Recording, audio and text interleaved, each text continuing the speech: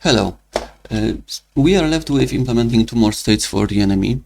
Those are HitReaction and def. At the beginning, we're gonna define HitReaction for him. This is how it's gonna look like, a very simple effect. So after the collision, after him taking damage, we're gonna add some shaking on procedural shaking.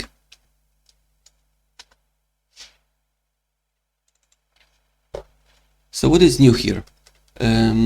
First of all, we need to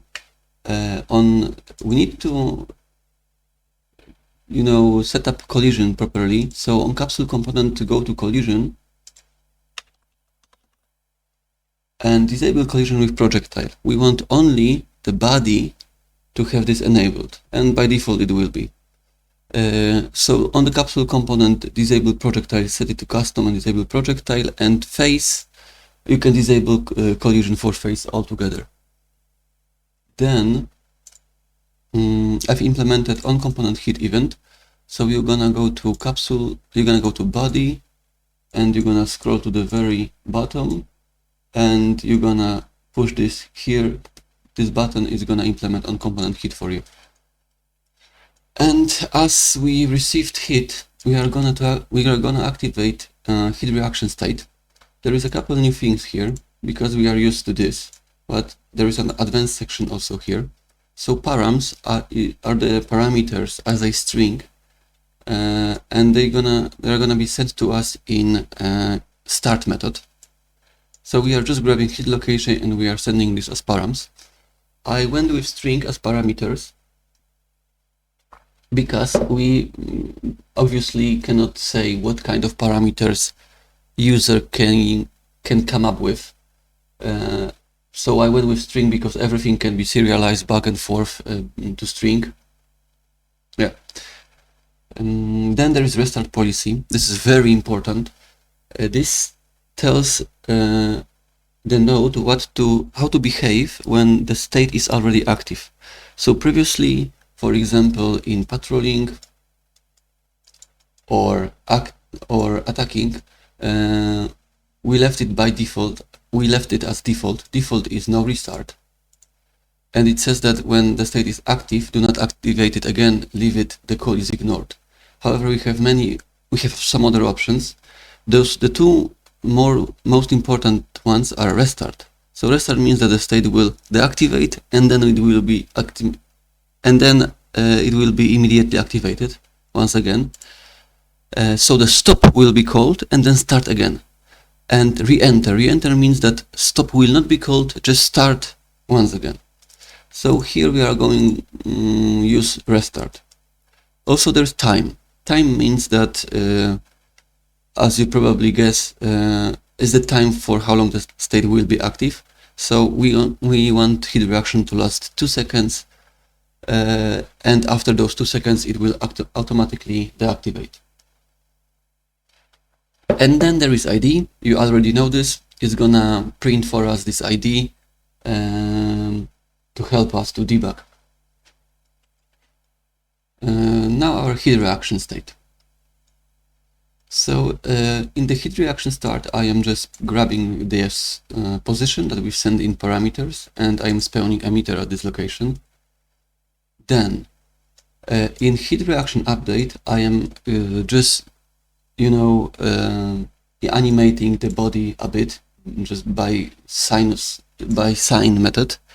So state component has getState active time method. It's gonna give you a time for how long the state is active. So like 2, 3, 5 seconds and so on. And I'm just multiplying it by 55 to speed up the animation. And I'm feeding this to sign method. Then I multiply it by 6 just to increase the effect a bit, to make him to sway a bit more in every direction. And then this is what causes it to fade out as the state progresses. GetState normalized active time is a method that is gonna return to you a normalized state time. and it is only for the case when the state is active for some time. Okay, because in here, if I give minus 1 or value less than 0, it's gonna be infinity. But if state is active for some time, we're gonna use get state normalized active time, and at the beginning it's gonna give us 0, and as this time progresses, it's gonna give us this value gonna progress to 1.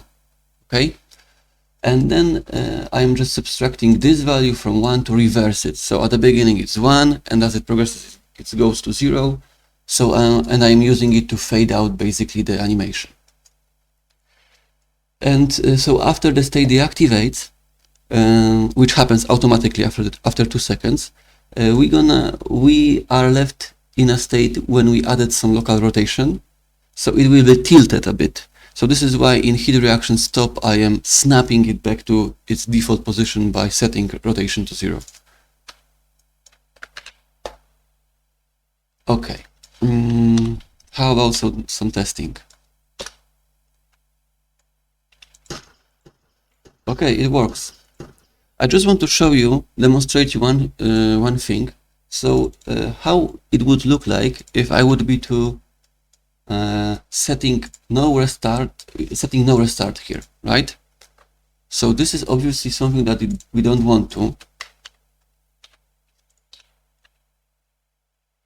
because you see that now as he gets damage, he only activates the HitReaction after the previous is ended, and this is not what we want. We really want him to restart the effect.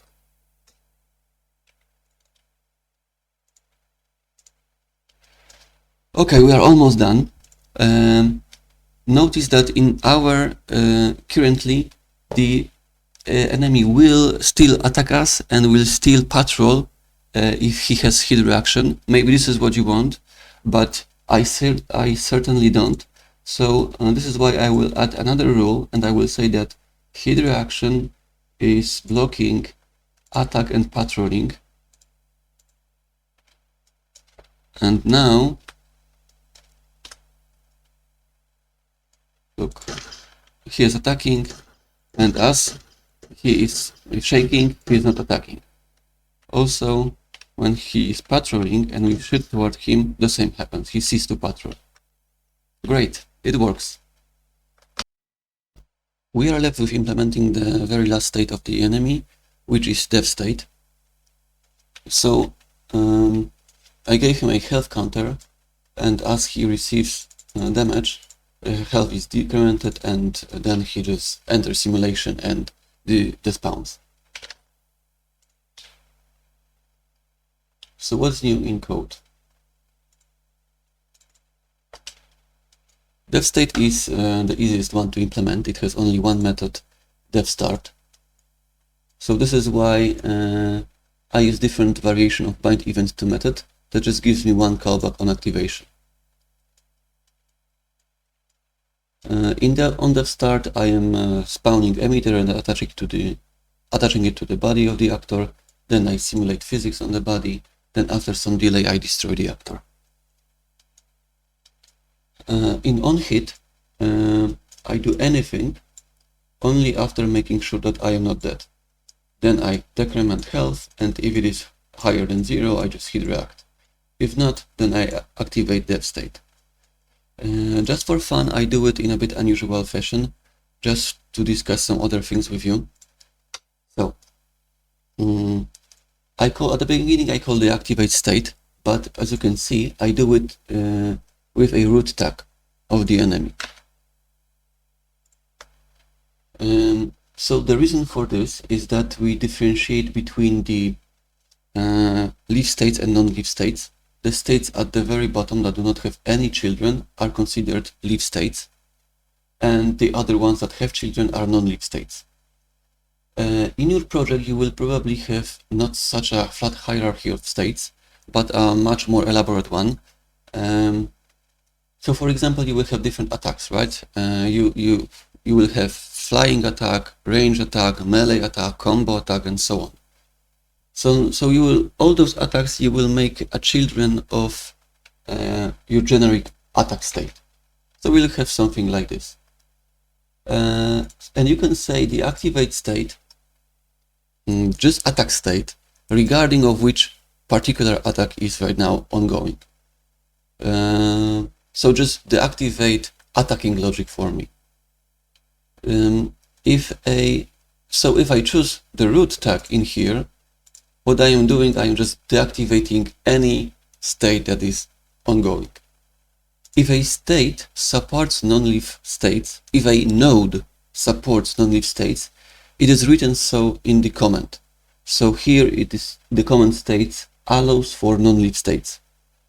Because all nodes allow for this. Like activate state doesn't say it allows, because this does not. It doesn't make sense to attack all the attacks, to activate all attacks at once, right? So after I deactivate all the states, I activate dev state, and I call disable any future activations, so I effectively block state component from activating any kind of state. Just one more remark about the non-leaf states. It is also true for rules. So for example, here there is a rule that HitReaction is blocking attack, and it's the same story here. It will block any attack. You don't need to list, all attacks here. Just say sentry_enemy.attack, and it will block any attack, any kind of attack. Also, this in here is, as I said, a fancy way, or I think even a bit too complex way to activating just dev state. Much better, I think, it would be to just add a rule for it, like we used to. Just say that dev is, you know the drill, that dev blocks any other state, and it would also work. And in such a case, I would need only this one node, because the rules will do the rest of the job, but I wanted to discuss something new. Great, so we have our dev state. We know that it is working properly, but just for fun, let's do it once again.